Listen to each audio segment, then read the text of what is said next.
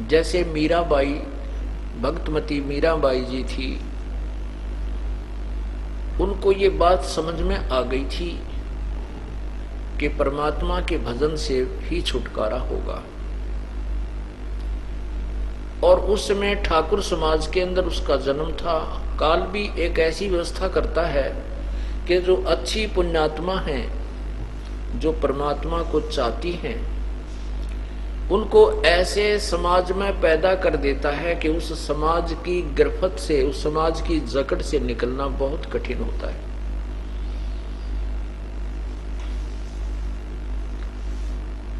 लेकिन जिनको परमात्मा की पिछले जन्म की कोई कमाई, उनकी पिछले जन्म जन्मांतर की कमाई है, और फिर परमात्मा अपने उस आत्मा के ऊपर विशेष रजा भी बख्शता है, अंदर से एक विशेष प्रेरणा भी देता है, तब वो परमात्मा की तरफ दृढ़ता के साथ लग जाता है। मीराबाई जी ठाकुर समाज में जन्म था, और पिछले जन्म के संस्कार इतने प्रबल थे कि बचपन से ही परमात्मा में आस्था बहुत जबरदस्त बन गई थी।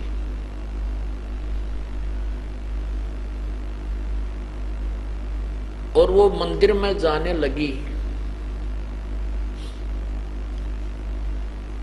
उसमें लड़कियों को, ठाकुर समाज विशेषकर अपनी बहन बेटियों को घर से बाहर नहीं जाने देते थे, और सारा काम आप करा करते। गोबर तक गेर का करते, पशुओं का चारा भी स्वयं ही लाते थे। बहन बेटियों को घर से बाहर न जाना, अपनी इज्जत, लोग अपनी लज्जा को नष्ट करना मानते थे। मीराबाई के सामने एक बहुत बड़ा पहाड़ खड़ा हो गया।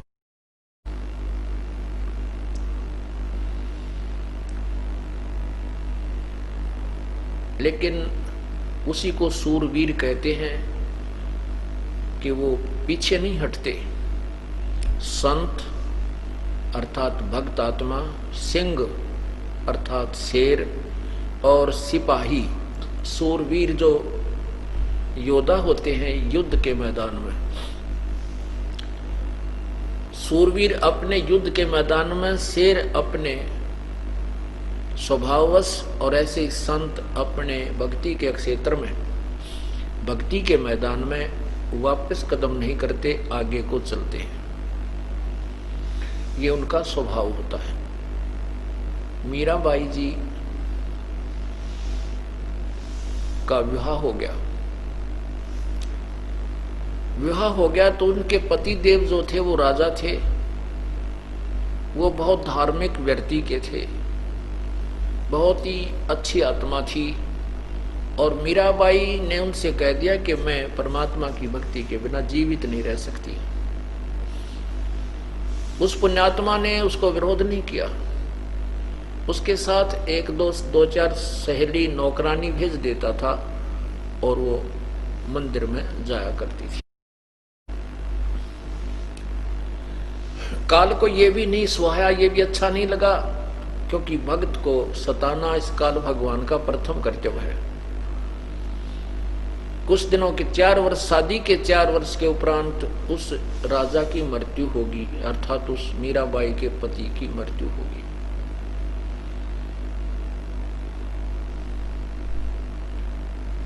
उसके जो देवर था उसको राजगद्दी प्राप्त होगी। अब उसने, राणा ने बार बार अपने भाभी को कहा कि आप मंदिर में नहीं जाओगी, मीराबाई से कहा। लेकिन मीराबाई ने अपना फैसला बता दिया कि मैं मंदिर में अवश्य जाऊंगी, मैं नहीं रह सकती। तो उस राणा ने बार बार कहा कि देखो, पहले तो हमारे भाई जीवित थे, दुनिया की जुबान बंद थी, अब दुनिया पता नहीं क्या क्या आपके बारे में बोलेगी, इसलिए हम आपको मंदिर में नहीं जाने देंगे। मीराबाई ने कहा, जी मैं विवश हूं, मेरे बस की बात नहीं है, मैं भगवान की पूजा के बिना नहीं रह सकती। ऐसा कहकर के वो चलती रही।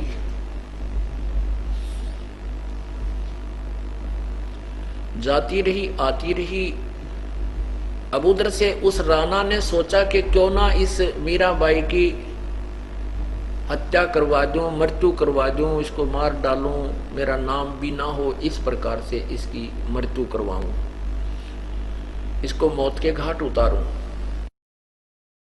उसके लिए उसने एक सपेरा बुलाया, उससे कहा कि एक ऐसा सर्प ला तो मेरे लिए कि उसके डिब्बों को खोलते ही खोलने वाले के डंक मारे और मारते ही मर जाए। सपेरे ने ऐसा ही किया। एक बहुत ही भयंकर जो है विषैला सर्प ला करके उसको दे दिया। राणा ने कहा कि इसको गहनों के डब्बे में डाल दे, पैक कर दे। अब सपेरे ने एक गहनों के आभूषण के डब्बे में डाल दिया। उस दिन उस राणा के लड़के का जन्मदिन था, रिश्तेदार इकट्ठे हो रहे थे और आसपास के मित्र प्यारे घर के सदस्य भी, कुल के लोग भी वहां पर पहुंचे हुए थे। तो राणा ने सोचा कि आज ही इसका काम करवा दूं, सभी आए हुए हैं और सर्प डंक मार देगा, ये मर जाएगी और लोग अपने आप समझ जाएंगे भाई सर्प के डसे थे, मर गई।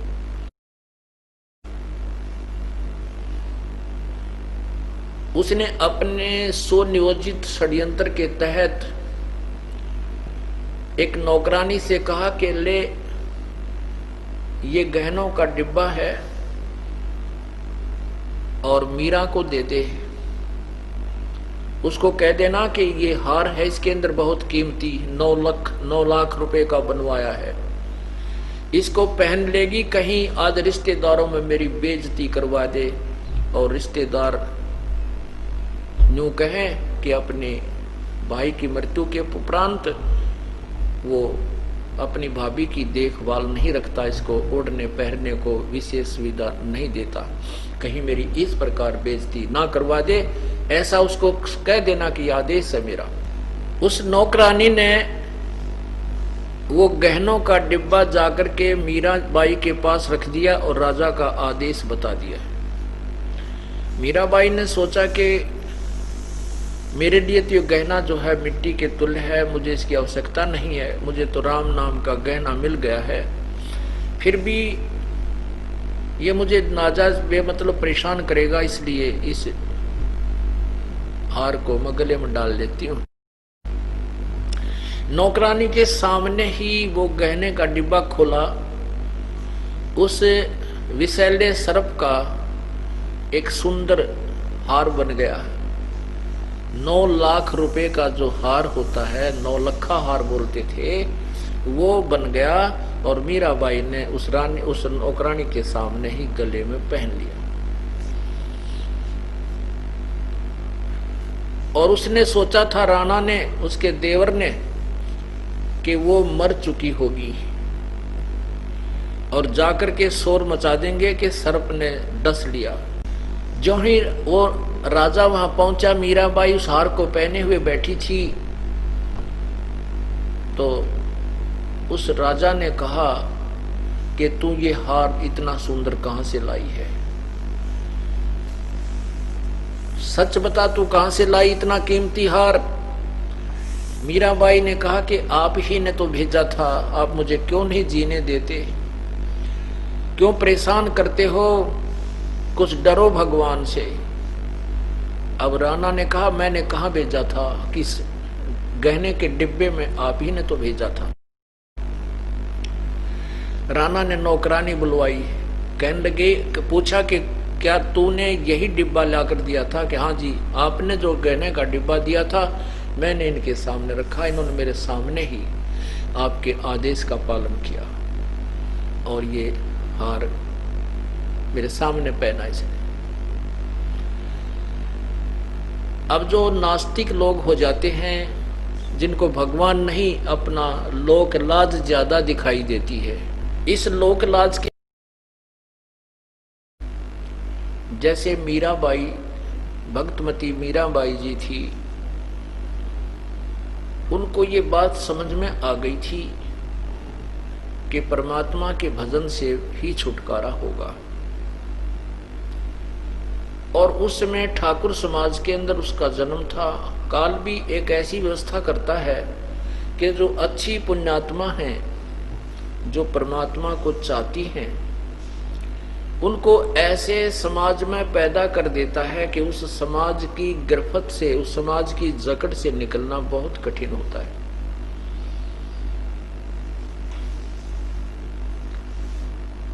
लेकिन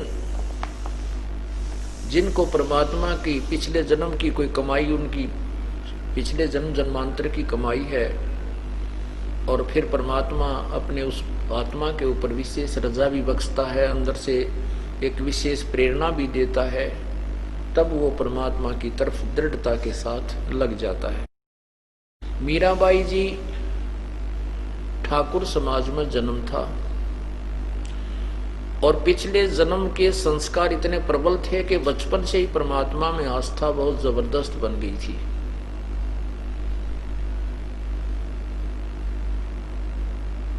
और वो मंदिर में जाने लगी।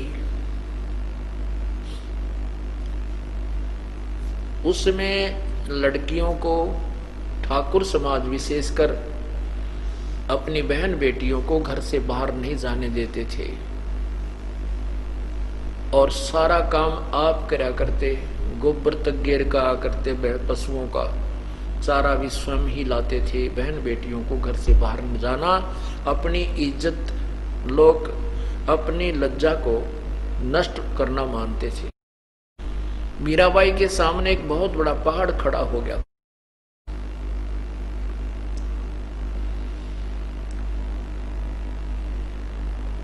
लेकिन उसी को सूरवीर कहते हैं कि वो पीछे नहीं हटते।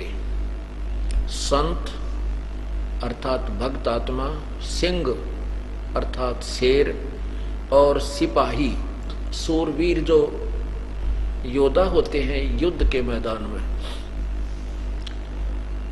सूरवीर अपने युद्ध के मैदान में, शेर अपने स्वभाववश, और ऐसे ही संत अपने भक्ति के क्षेत्र में, भक्ति के मैदान में वापस कदम नहीं करते, आगे को चलते हैं। ये उनका स्वभाव होता है। मीराबाई जी का विवाह हो गया। विवाह हो गया तो उनके पति देव जो थे वो राजा थे। वो बहुत धार्मिक व्यक्ति के थे, बहुत ही अच्छी आत्मा थी। और मीराबाई ने उनसे कह दिया कि मैं परमात्मा की भक्ति के बिना जीवित नहीं रह सकती। उस पुण्यात्मा ने उसको विरोध नहीं किया। उसके साथ एक दो चार सहेली नौकरानी भेज देता था और वो मंदिर में जाया करती थी। काल को ये भी नहीं सुहाया, ये भी अच्छा नहीं लगा, क्योंकि भक्त को सताना इस काल भगवान का प्रथम कर्तव्य है। कुछ दिनों के 4 वर्ष, शादी के 4 वर्ष के उपरांत उस राजा की मृत्यु होगी, अर्थात उस मीराबाई के पति की मृत्यु होगी।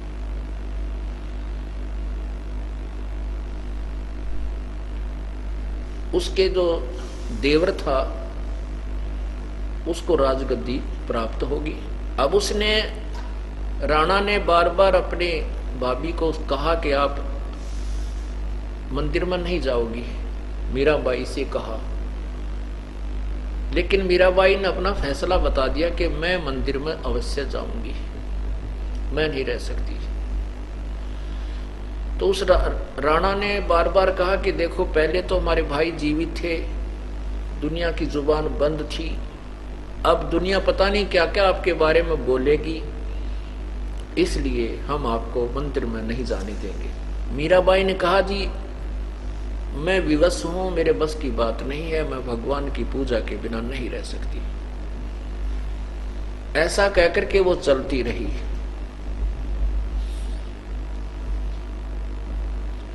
जाती रही, आती रही। अब उधर से उस राणा ने सोचा कि क्यों ना इस मीराबाई की हत्या करवा दूं, मृत्यु करवा दूं, इसको मार डालूं, मेरा नाम भी ना हो, इस प्रकार से इसकी मृत्यु करवाऊं, इसको मौत के घाट उतारूं। उसके लिए उसने एक सपेरा बुलाया, उससे कहा कि एक ऐसा सर्प ला तो मेरे लिए कि उसके डिब्बों को खोलते ही खोलने वाले के डंक मारे और मारते ही मर जाए। सपेरे ने ऐसा ही किया। एक बहुत ही भयंकर जो है विषैला सर्प ला करके उसको दे दिया। राणा ने कहा कि इसको गहनों के डब्बे में डाल दे, पैक कर दे।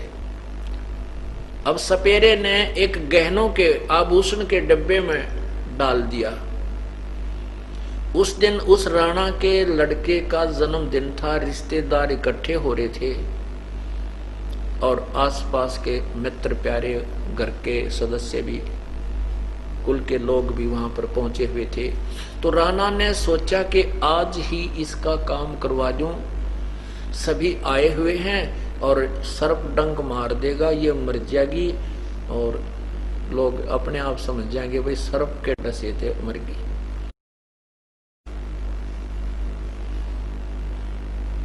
उसने अपने सुनियोजित षड्यंत्र के तहत एक नौकरानी से कहा कि ले ये गहनों का डिब्बा है और मीरा को दे दे, उसको कह देना कि ये हार है, इसके अंदर बहुत कीमती 9 लाख रुपए का बनवाया है, इसको पहन लेगी, कहीं आज रिश्तेदारों में मेरी बेइज्जती करवा दे और रिश्तेदार यूं कहें कि अपने भाई की मृत्यु के उपरांत वो अपनी भाभी की देखभाल नहीं रखता, इसको ओढ़ने पहनने को विशेष सुविधा नहीं देता, कहीं मेरी इस प्रकार बेइज्जती ना करवा दे, ऐसा उसको कह देना कि आदेश है मेरा।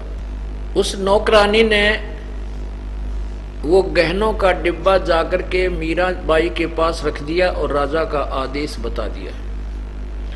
मीराबाई ने सोचा कि मेरे लिए तो ये गहना जो है मिट्टी के तुल्य है, मुझे इसकी आवश्यकता नहीं है, मुझे तो राम नाम का गहना मिल गया है, फिर भी ये मुझे नाजायज बेमतलब परेशान करेगा, इसलिए इस हार को मैं गले में डाल लेती हूँ। नौकरानी के सामने ही वो गहने का डिब्बा खोला, उस विषैले सर्प का एक सुंदर हार बन गया। 9 लाख रुपए का जो हार होता है, 9 लखा हार बोलते थे, वो बन गया और मीराबाई ने उस नौकरानी के सामने ही गले में पहन लिया। और उसने सोचा था राणा ने, उसके देवर ने, कि वो मर चुकी होगी और जाकर के शोर मचा देंगे कि सर्प ने डस लिया। जो ही वो राजा वहां पहुंचा, मीराबाई उस हार को पहने हुए बैठी थी, तो उस राजा ने कहा कि तू ये हार इतना सुंदर कहां से लाई है, सच बता तू कहां से लाई इतना कीमती हार। मीराबाई ने कहा कि आप ही ने तो भेजा था, आप मुझे क्यों नहीं जीने देते, क्यों परेशान करते हो, कुछ डरो भगवान से। अब राणा ने कहा मैंने कहां भेजा था, किस गहने के डिब्बे में आप ही ने तो भेजा था। राणा ने नौकरानी बुलवाई, कहने लगे, पूछा कि क्या तूने यही डिब्बा लाकर दिया था? कि हाँ जी, आपने जो गहने का डिब्बा दिया था मैंने इनके सामने रखा, इन्होंने मेरे सामने ही आपके आदेश का पालन किया और ये हार मेरे सामने पहना इसने। अब जो नास्तिक लोग हो जाते हैं, जिनको भगवान नहीं अपना लोक लाज ज्यादा दिखाई देती है, इस लोक लाज के